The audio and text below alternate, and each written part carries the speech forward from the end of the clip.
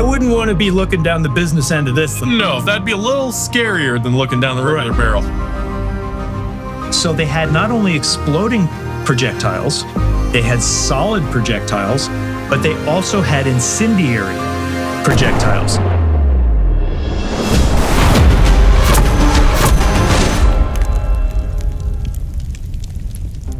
Welcome back to History Roundtable, the show where we bring you fascinating relics of history and tell you the stories behind them. Sometimes. And today we have some really cool pieces that you probably have never seen and never will see outside of this. So, Sean, what is on the table today? Yeah.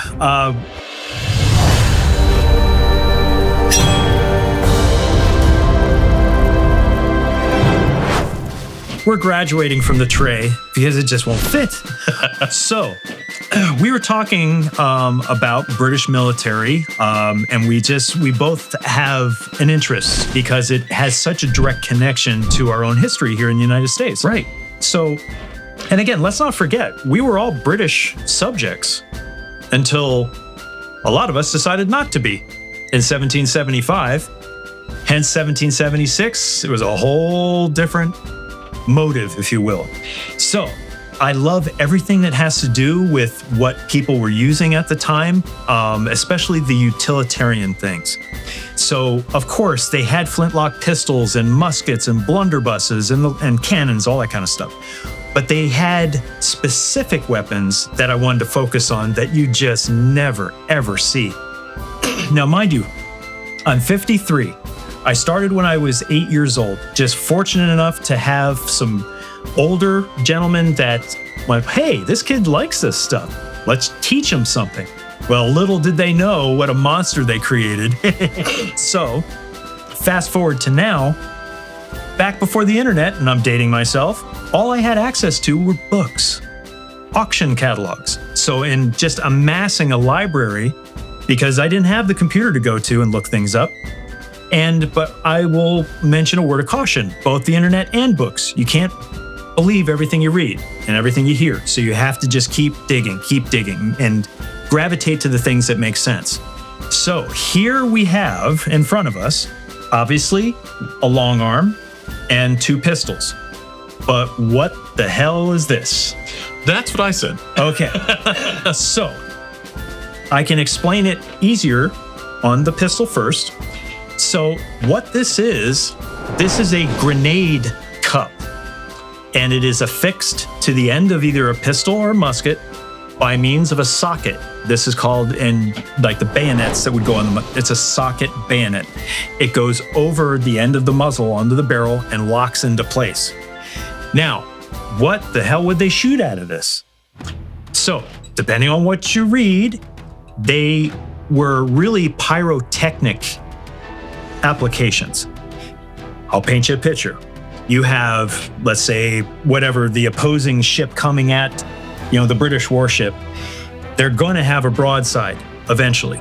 Well, once they get side to side, that's when all hell is unleashed and the cannons are going and all this stuff, and you've got guys placed all over the ships for different reasons. Well, you had guys equipped with these to not, in a sense, fire directly. This is more of a lobbing type of thing where you can imagine once you fire it, and whatever this is firing is going to arc from one side and then land or explode above the heads of your opposition. That makes sense. So they had not only exploding projectiles, they had solid projectiles, but they also had incendiary projectiles. And it makes perfect sense, to set the opposition's sails and rigging on fire just to create chaos. So multi-purpose, which is great. Now, the rarity of these. I told you when I started, I have only found 2 of these grenade cups available. And in all these years? I've seen them in museums. I've seen, they're just not around. Wow.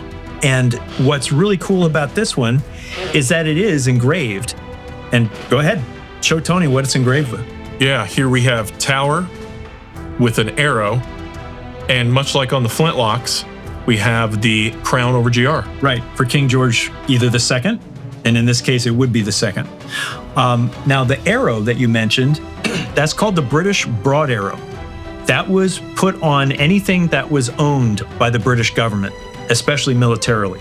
So you'll see the same mark here on the lock of this Longland pattern 1738 heavy dragoon pistol. And this is the complete unaltered specimen, and I will point out this is one of the finest ones I've ever seen, condition-wise. It's Beautiful. This one's dated 1744 and made by the contractor Jordan. Now, Jordan supplied locks and barrels to the Ordnance, Tower of London, as well as completely making, complete specimens. Wow. So there was about a dozen other guys that had government contracts to make the locks. They, the Ordnance would provide a pattern to the gun makers, and they would do their best to replicate it. And again, eventually to try to achieve interchangeable parts, but that didn't happen until about 60 years later. Wow. But, so here is the same pistol that was intentionally modified by reducing the length of the barrel, reducing the stock, making this to where it will solidly affix itself. Now, the only way to remove this is to undo this screw, and then the grenade cup will come off. I see. The other interesting thing is there's remnants of regimental markings all on the top of this barrel and underneath here. Huh. And I'm not going to disassemble this now because, again, these things, every time you dismantle one of these things, the threads get worn, and it's just not smart. Yeah. So, again, you had at least 3 different types of projectiles. So you had, again, a solid round, an exploding round, and an incendiary. Now, here's a cup just like this. This one's got the Royal Naval anchor for the British Royal Navy, which is really cool. So you have one of each. Yeah. And I've read about them, and just never had a chance to hold one in person. And then when I saw it, I had to have it. Yeah. Now, I'm gonna show on this one. Now, this is a first model Brown Bess. Let's see if you can get it in the camera just right. Is that good? So, first model Brown Bess, all your typical parts. It originally had a 46-inch barrel as designed, but it was reduced. Many of them were cut back because, again, they realized they didn't need all that barrel length. Sure. So this is more in that 39-inch, which is typical of a third model. And again, everything was altered accordingly. And then, go ahead and put that cup. Yeah. There you go. Now, I know it's not loaded, no trigger on the finger, but I'm going to point this right at the camera. There you go. You can imagine, I wouldn't want to be looking down the business end of this thing. No, that'd be a little scarier than looking down the regular barrel. But I can't stress to you enough the rarity of what is sitting before us. And they didn't just use these for ship-to-ship combat. This was also for lobbing those same projectiles over rampart walls and castle walls. That makes sense. To set the interior buildings on fire. Again, to just create mass chaos. Yeah. And I've also read accounts. I wish I had a little like Crown Royal bag or something. But if you can imagine a little bag full of a whole bunch of shot. Yeah. Now it's just a massive shotgun, like a howitzer, street sweeper. I mean, that would make sense, especially if you are an officer. You have a bag full of the regular pistol size shot. You could fit quite a few in there. Oh, hell yeah. And imagine the carnage that would create. Oh, yeah. So it in a sense, it almost acts as a blunderbuss. So that was my next question. But again, a true blunderbuss has, from the breech going out, it flares. It's almost like a hand mortar. Right. Yeah. Right. And I'm glad you said that. Yeah. So before we gonna get to the next little part of this, I gotta ask, I already know where this rates on the cool factor. Yeah. There's no question in my mind.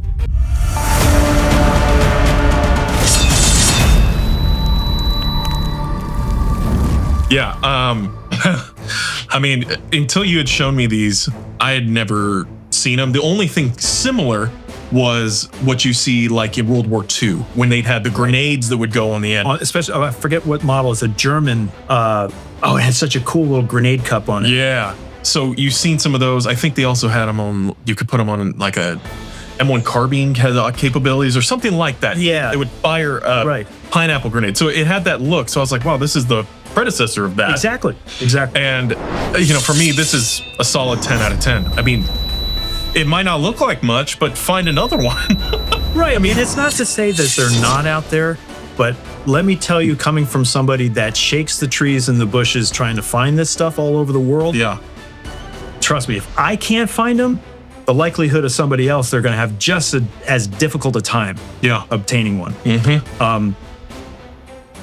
Why would I want something like this? Because holy crap, as much as I've studied these things, of course, because of the rarity. And again, I'll use the analogy of a rare coin. Yeah. It's like you're searching for this one particular coin all your life, and then you finally see it, you got to have it. Yeah. And fortunately, I was in the right place at the right time. Yeah. Well, then, the next question I have to ask is ballpark range, perfect world. What does something like this even run? Honestly, I can't put a number on it because just like you would with a car or a house, you can go online and find a comp. Sure. I have never seen one of these for sale ever in any auction. You see similar things like it, because other countries made grenade guns and the like, but nothing like this, and a heavy dragoon. And this one's dated 1742. Yeah. There's no question. Yeah. So this could have been used at the French and Indian War, American Revolution, War of 1812, until it was rendered, can't use it anymore. Culloden? It could have been a Culloden. You never know. But again, these things, and I would love to do a demonstration of live fire with one of these just to show how they were used back in the day. But again, we're going to keep saying this, guys. For whatever reason, YouTube doesn't like when we do that. So we're, any kind of live fire demonstration, we're going to have to do behind the veil of Patreon, unfortunately, but that's just the way it is. We didn't make up the rules. But anyway, we love showing you these things. And there's another little twist in this when it comes to grenade launchers. Interestingly enough, I had a client. I have many clients that send me photos to go, hey, what do you think of this? I know you don't have one for sale right now because I'd buy it from you, but I'm looking for this and I found this online. What do you think? I want to buy it.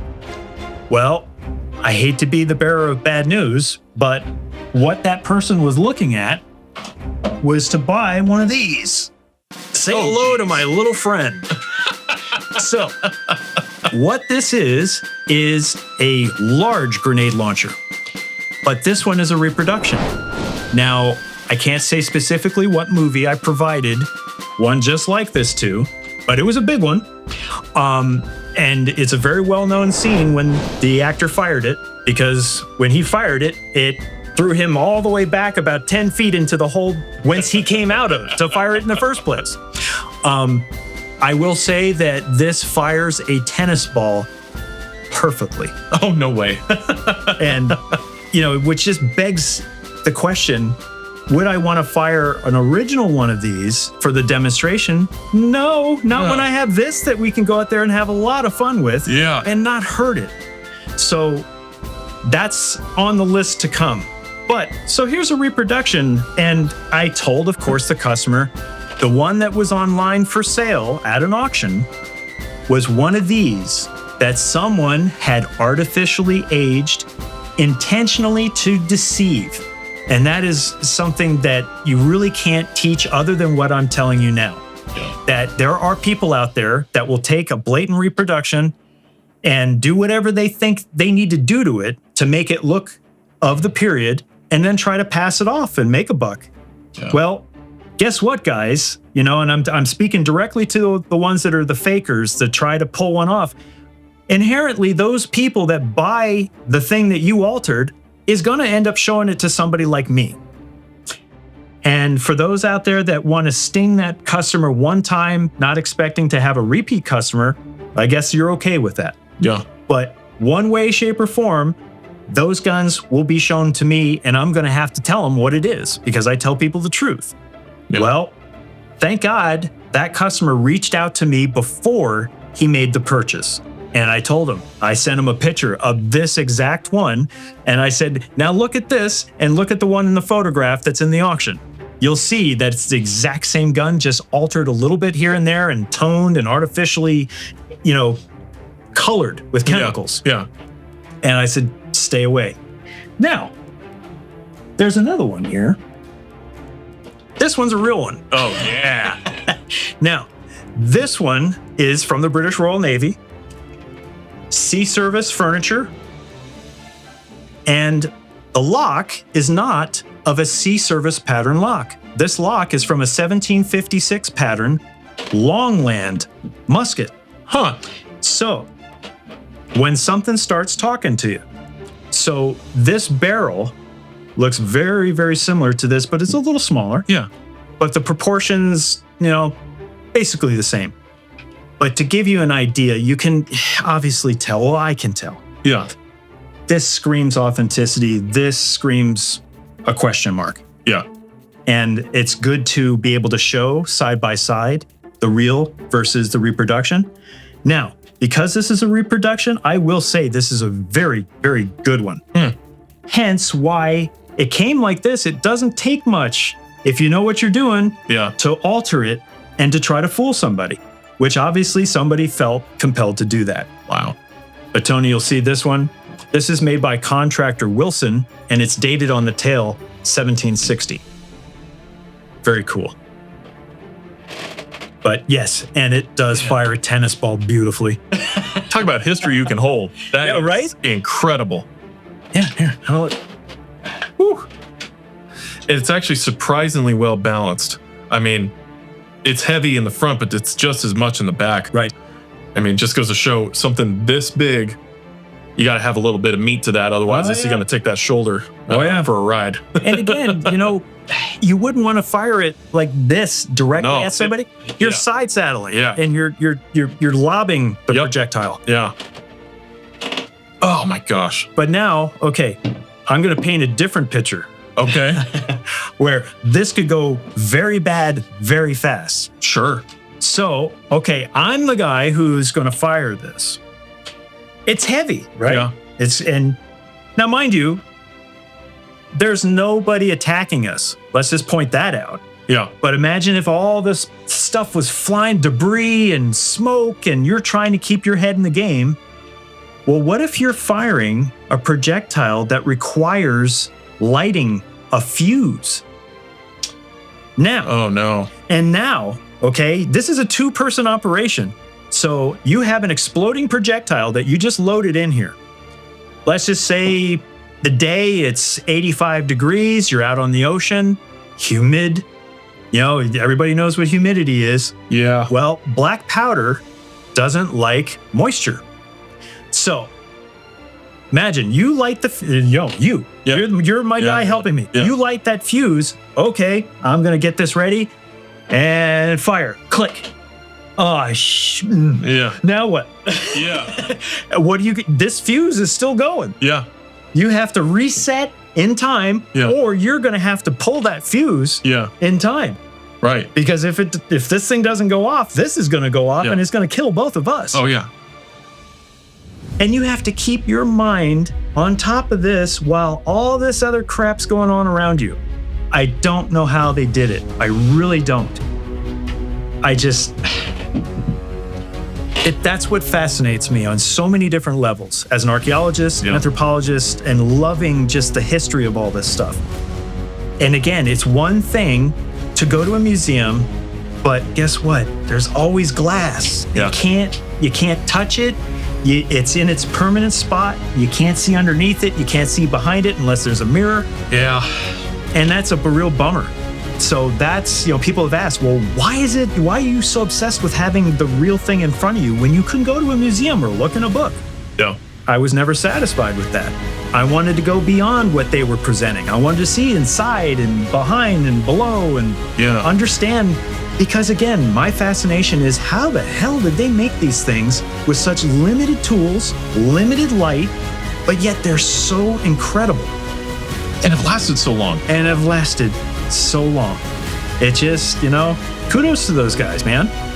Yeah. To have the knowledge to manipulate so many different mediums of material and to understand springs and temperature hardness levels and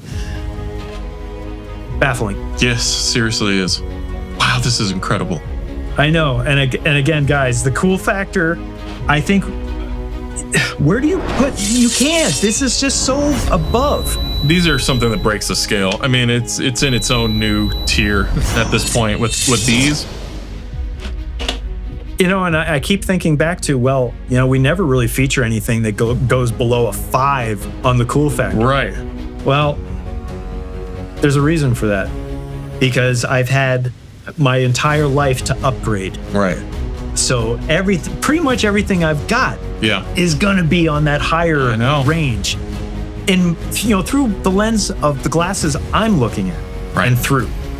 It may be different for you. That's why I always ask, where do you think it rates? Yeah. And to you guys, I love this stuff because I research it. I have a passion for it. But to some of you, I may look like I'm nuts. Like, why is he into all this shit? I don't know, because I think it's cool. Yeah. Always have. Yeah. If you like this stuff, guys, we're going to keep bringing it to you. But please help us help you. And we got to keep driving this home. This is why we're doing Patreon. We're coming out of pocket to do this. And we want to expand and we want to bring you more content. But this is the way we've got to do it. So help us help you. There's a lot on Patreon that you'll never see here on YouTube on the full-length episodes. We do a lot of behind the scenes, a lot of unboxings, artifact showcases where we do a little bit more attention to detail on some of these. And you get to see us goofing off a little bit more. So the behind the scenes. Yeah. The blooper reel. Yeah.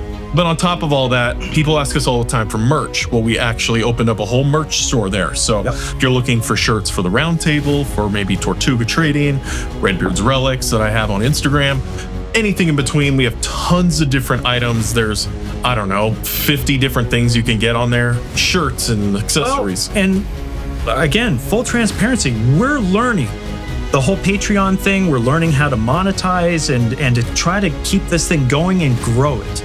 We don't want to see it disappear. So if you guys would like to see something in particular, we do read the comments. Let us know. And if there's something swag related, let us know that too, because we're being offered, hey, you can put your graphic on 100 different SKUs. Well, we don't know what you want. Yeah. Let us know. We'll make it. And if that person can't make it for us, we'll find somebody who will. Yeah. Why not? Well, check us out. Thank you for watching today on History Roundtable. Check us out on Patreon, and we'll see you on the next one. Absolutely. See you guys. Bye.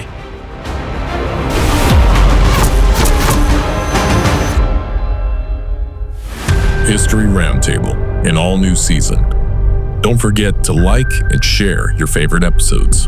And to learn more about the artifacts on the show, visit tortugatrading.com and CommodoreCoins.com.